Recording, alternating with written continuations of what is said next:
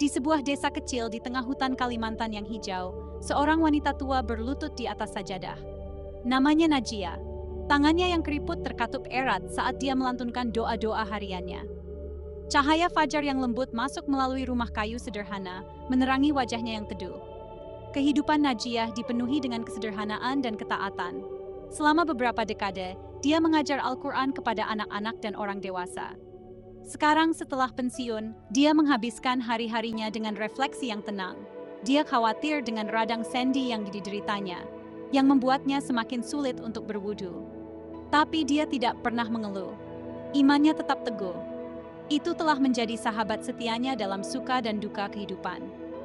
Setiap pagi, dia bersyukur kepada Allah atas hari yang baru dan meminta kekuatan untuk menghadapi tantangan apapun yang mungkin datang. Hatinya dipenuhi rasa syukur atas kehidupan yang telah dia jalani.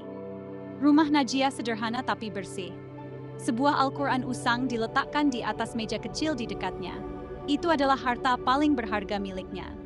Diberikan kepadanya oleh ayahnya bertahun-tahun yang lalu, halaman-halamannya telah menguning karena usia. Tapi kata-kata di dalamnya tetap sekuat dulu. Dia sering mengusap sampulnya, mengingat semua kehidupan yang telah dia sentuh melalui ajarannya. Pada suatu hari yang biasa, Najiah menerima tamu tak terduga. Itu adalah kepala desa, ditemani oleh sekelompok mantan muridnya. Wajah mereka berseri-seri kegembiraan. Mereka datang membawa berita yang akan mengubah hidup Najiah. Masyarakat telah mengumpulkan sumber daya mereka untuk mengirimnya ke umrah. Mata Najiah terbelalak tak percaya. Tangannya gemetar saat menutupi mulutnya. Air mata kegembiraan mengalir di pipinya. Selama bertahun-tahun, dia bermimpi untuk mengunjungi tempat-tempat suci, tetapi dia tidak pernah membayangkan itu akan menjadi mungkin. Penghasilannya yang sederhana sebagai guru ngaji hanya cukup untuk memenuhi kebutuhan pokoknya. Pikiran tentang perjalanan seperti itu tampak seperti mimpi yang jauh. Kepala desa menjelaskan bagaimana masyarakat berkumpul. Mantan siswa yang sekarang menjadi orang dewasa yang sukses memimpin inisiatif tersebut. Mereka ingin menghormati wanita yang telah membentuk kehidupan spiritual mereka. Orang lain di desa dengan cepat bergabung. Bahkan mereka yang belum pernah menjadi muridnya ikut berkontribusi. Mereka semua mengakui dampak positif Najiah pada komunitas mereka. Diliputi emosi, Najiah kesulitan menemukan kata-kata. Dia berterima kasih kepada Allah berulang kali, suaranya tercekat oleh rasa syukur. Dia memeluk setiap orang yang hadir, lengannya yang lemah dipenuhi dengan kekuatan baru. Pada saat ini, dia menyadari bahwa pekerjaan hidupnya telah membuahkan hasil di luar mimpi terliarnya. Benih-benih iman yang dia tanam telah tumbuh menjadi hutan kebaikan dan kemurahan hati. Perjalanan Najiah dimulai di sebuah desa nelayan kecil di pesisir Kalimantan. Dia lahir dari orang tua sederhana yang menghargai pendidikan dan iman di atas segalanya. Ayahnya seorang nelayan, dan ibunya berjualan sayur di pasar setempat. Terlepas dari keterbatasan mereka memastikan anak-anak mereka bersekolah dan belajar Al-Quran. Sejak usia muda, Najiah menunjukkan minat yang besar pada studi agama. Dia akan duduk berjam-jam, mendengarkan imam desa membacakan ayat-ayat suci. Ingatannya yang tajam dan suaranya yang jernih segera menarik perhatian semua orang. Pada usia 10 tahun, dia telah hafal beberapa surah. Orang tuanya sangat bangga dengan prestasi putri mereka. Namun, hidup tidaklah mudah bagi keluarga tersebut. Ada kalanya makanan langka. Najiah sering tidur dengan perut kosong, tapi rasa laparnya akan ilmu tidak pernah berkurang. Dia akan belajar dengan cahaya lampu minyak hingga larut malam. Tekadnya untuk belajar dan tumbuh dalam imannya tidak tergoyahkan. Seiring bertambahnya usia Najiah, dia bermimpi untuk menjadi seorang guru. Dia ingin berbagi kecintaannya pada Al-Quran dengan orang lain. Tetapi keluarganya tidak mampu membiayainya untuk melanjutkan pendidikan tinggi. Sebaliknya, dia menikah muda dan memulai keluarganya sendiri. Namun, bahkan saat dia membesarkan anak-anaknya, dia tidak pernah berhenti belajar. Dia terus mempelajari Al-Quran, memperdalam pemahamannya setiap tahun. Perjalanan Najiah sebagai guru ngaji dimulai secara tak terduga. Suatu hari, seorang tetangga bertanya apakah dia bisa mengajar anaknya membaca Al-Quran. Awalnya Najiah ragu-ragu. Dia tidak menganggap dirinya memenuhi syarat. Tetapi tetangga itu bersikeras setelah melihat pengabdian dan pengetahuan Najiah. Dengan enggan, Najia setuju untuk mencoba. Yang mengejutkannya, dia menemukan bahwa dia memiliki bakat alami untuk mengajar. Kesabaran dan sikapnya yang lembut membuat siswa merasa nyaman. Penjelasannya yang jelas membuat konsep yang kompleks mudah dipahami. Kabar menyebar dengan cepat ke seluruh desa. Tak lama kemudian, semakin banyak orang tua yang meminta Najia untuk mengajar anak-anak mereka. Tanpa dia sadari, dia memiliki kelas kecil yang bertemu di rumahnya setiap sore. Seiring dengan reputasinya yang semakin baik, orang dewasa pun mulai mendekatinya. Banyak yang belum pernah belajar membaca Al-Quran dengan benar. Mereka malu untuk menghadiri kelas dengan anak-anak. Najiah menyambut mereka dengan tangan terbuka. Dia membuat sesi terpisah untuk pelajar dewasa, menyesuaikan metode pengajarannya dengan kebutuhan mereka. Rumah Najiah menjadi mercusuar pembelajaran di desa. Suara lantunan ayat-ayat Al-Quran terdengar dari pagi hingga malam. Dia tidak pernah menolak siapapun, berapapun usia atau latar belakang mereka. Bagi Najiah, mengajar Al-Quran bukan sekadar pekerjaan. Itu adalah panggilan, cara untuk melayani komunitasnya dan menghormati agamanya. Filosofi mengajar Najiah sederhana namun mendalam. Dia percaya bahwa mempelajari Al-Quran bukan hanya tentang hafalan. Ini tentang memahami hikmahnya dan menerapkannya dalam kehidupan sehari-hari. Dia mendorong murid-muridnya untuk merenungkan ayat-ayat yang mereka pelajari. Dia akan bertanya kepada mereka bagaimana mereka dapat mewujudkan ajaran Al-Quran dalam tindakan mereka. Kelasnya dipenuhi dengan diskusi yang hidup. Siswa dari segala usia berbagi interpretasi dan pengalaman mereka. Najiah memandu percakapan ini dengan kebijaksanaan yang lembut. Dia tidak pernah memaksakan pandangannya, tetapi mendorong pemikiran kritis. Dia ingin murid-muridnya mengembangkan hubungan pribadi dengan kitab suci. Pendekatan ini membuat kelasnya menarik dan relevan dengan kehidupan masyarakat. Najiah juga menekankan pentingnya pengembangan karakter. Dia mengajarkan bahwa membaca Al-Quran dengan indah itu mengagumkan, tetapi menjalankan prinsip-prinsipnya bahkan lebih penting. Dia akan sering berbagi cerita dari kehidupan para nabi dan sahabat. Kisah-kisah ini menggambarkan nilai-nilai kejujuran, kebaikan, dan ketekunan. Murid-muridnya belajar tidak hanya membaca bahasa Arab, tetapi juga menumbuhkan kualitas-kualitas mulia. Meskipun kurangnya pendidikan formal, pengetahuan Najiah sangat dalam dan bernuansa. Dia terus-menerus berusaha untuk belajar lebih banyak, menghadiri ceramah, dan membaca tafsir. Ketika dihadapkan dengan pertanyaan-pertanyaan sulit, dia tidak takut untuk mengakui keterbatasannya. Dia akan meneliti dan berkonsultasi dengan para sarjana untuk memberikan jawaban yang akurat. Kerendahan hati dan dedikasinya terhadap kebenaran membuatnya mendapatkan rasa hormat dari seluruh komunitasnya.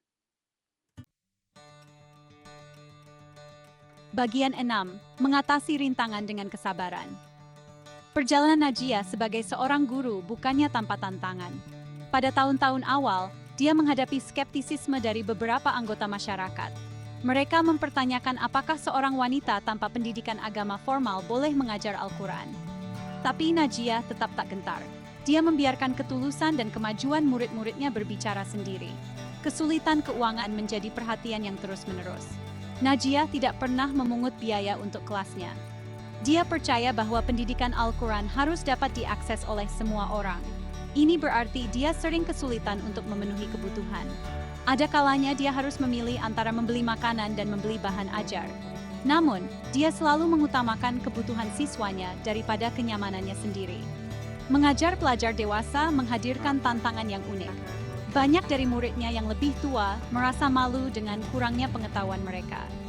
Beberapa mengalami kesulitan memahami konsep baru atau menghafal ayat-ayat.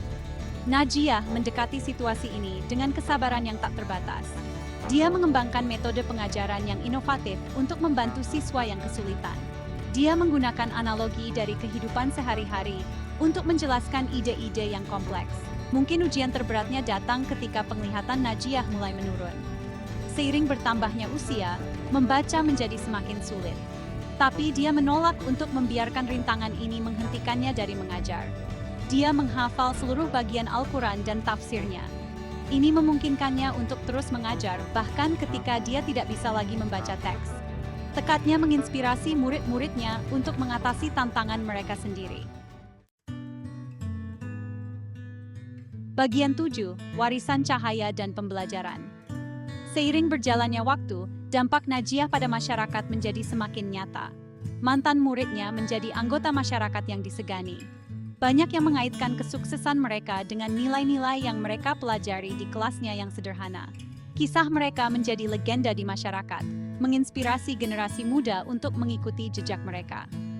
Salah satu cerita tersebut adalah tentang Ahmad, yang kini menjadi ahli bedah jantung ternama di Jakarta. Dia sering menceritakan bagaimana pelajaran Najiah tentang kasih sayang memengaruhi pilihan profesinya. Kesabaran yang diajarkan kepadanya saat mempelajari ayat-ayat Al-Quran yang sulit sangat berguna baginya selama operasi yang panjang dan rumit. Ahmad selalu menyempatkan diri untuk mengunjungi Najiah setiap kali dia kembali ke desa, selalu membawa persediaan medis untuk klinik setempat. Kisah sukses lainnya adalah Fatima, yang menjadi wanita pertama dari desa yang meraih gelar PhD. Dia belajar hukum Islam di Universitas Al-Azhar di Mesir. Fatima memuji Najiah karena menanamkan kecintaannya pada ilmu agama. Dia ingat bagaimana Najiah mendorongnya untuk bertanya dan mencari pemahaman yang lebih dalam. Rasa ingin tahu inilah yang mendorong Fatima untuk mengejar pendidikan tinggi dan menjadi seorang sarjana yang disegani. Mungkin cerita yang paling mengharukan adalah tentang Yusuf, mantan pembuat onar yang berubah menjadi pemimpin komunitas. Sebagai seorang anak, dia dikirim ke kelas Najiah sebagai hukuman atas kenakalannya. Di bawah bimbingannya yang sabar, ia menemukan bakat melantunkan ayat-ayat Al-Quran. Keterampilan barunya ini memberinya kepercayaan diri dan tujuan. Yusuf kemudian mendirikan pusat pemuda di desa, menggunakan ajaran Al-Quran untuk membimbing remaja bermasalah menuju jalan yang positif. Bagian 8, Buah dari Kerja Keras, Kisah-kisah Sukses. Dampak dari ajaran Najiah meluas jauh melampaui batas desanya yang kecil. Banyak mantan muridnya mencapai kesuksesan luar biasa di berbagai bidang. Namun, mereka semua mengaitkan prestasi mereka dengan nilai-nilai dasar yang mereka pelajari di kelasnya yang sederhana. Kisah mereka menjadi legenda di masyarakat, menginspirasi generasi muda untuk mengikuti jejak mereka. Salah satu cerita tersebut adalah tentang Ahmad, yang kini menjadi ahli bedah jantung ternama di Jakarta. Dia sering menceritakan bagaimana pelajaran Najiah tentang kasih sayang memengaruhi pilihan profesinya. Kesabaran yang diajarkan kepadanya saat mempelajari ayat-ayat Al-Quran yang sulit sangat berguna baginya selama operasi yang panjang dan rumit. Ahmad selalu menyempatkan diri untuk mengunjungi Najiah setiap kali dia kembali ke desa, selalu membawa persediaan medis untuk klinik setempat. Kisah sukses lainnya adalah Fatima, yang menjadi wanita pertama dari desa yang meraih gelar PhD. Dia belajar hukum Islam di Universitas Al-Azhar di Mesir. Fatima memuji Najiah karena menanamkan kecintaannya pada ilmu agama. Dia ingat bagaimana Najiah mendorongnya untuk bertanya dan mencari pemahaman yang lebih dalam. Rasa ingin tahu inilah yang mendorong Fatima untuk mengejar pendidikan tinggi dan menjadi seorang sarjana yang disegani. Mungkin cerita yang paling mengharukan adalah tentang Yusuf, mantan pembuat onar yang berubah menjadi pemimpin komunitas. Sebagai seorang anak, dia dikirim ke kelas Najiah sebagai hukuman atas kenakalannya. Di bawah bimbingannya yang sabar, ia menemukan bakat melantunkan ayat-ayat Al-Quran. Keterampilan barunya ini memberinya kepercayaan diri dan tujuan. Yusuf kemudian mendirikan pusat pemuda di desa, menggunakan ajaran Al-Quran untuk membimbing remaja bermasalah menuju jalan yang positif. Bagian 9, Renungan tentang kehidupan yang dijalani dengan baik. Saat Najiah bersiap untuk perjalanan tak terduga ke Mekah, dia mendapati dirinya merenungkan jalan yang membawanya ke sini. Dia mengagumi bagaimana keinginan sederhana untuk berbagi kecintaannya pada Al-Quran berkembang menjadi misi hidup. Wajah siswa yang tak terhitung jumlahnya melintas di benaknya, masing-masing menjadi bukti kekuatan iman dan pendidikan. Dia memikirkan tantangan yang dia hadapi dan atasi. Hari-hari awal skeptisisme, kesulitan keuangan, keterbatasan fisik penuaan. Setiap rintangan sekarang tampak sebagai berkah terselubung. Mereka mengajarinya kesabaran, ketahanan, dan ketergantungan penuh pada Allah. Cobaan ini memperdalam imannya dan menjadikannya guru yang lebih baik. Hati Najiah dipenuhi rasa syukur saat dia mempertimbangkan hadiah umrah dari masyarakat. Dia tidak pernah mencari pengakuan atau penghargaan atas pekerjaannya. Mengajar adalah hadiahnya sendiri, cara untuk melayani Allah dan sesama manusia. Berkah tak terduga ini terasa seperti penegasan ilahi atas pilihan hidupnya. Itu memperkuat keyakinannya bahwa niat yang tulus dan kerja keras tidak pernah luput dari perhatian Yang Maha Kuasa. Saat dia melihat ke masa depan, Najiah merasakan kedamaian dan pencapaian. Dia tahu bahwa pekerjaannya akan terus berlanjut melalui murid-muridnya dan murid-murid mereka. Benih-benih iman dan pengetahuan yang dia tanam akan terus tumbuh lama setelah dia tiada. Perjalanannya ke Mekah terasa seperti puncak yang indah dari kehidupan yang didedikasikan untuk mencari dan berbagi kebijaksanaan ilahi. Dengan hati yang penuh sukacita dan antisipasi, Najiah bersiap untuk memulai babak baru dalam perjalanan spiritualnya.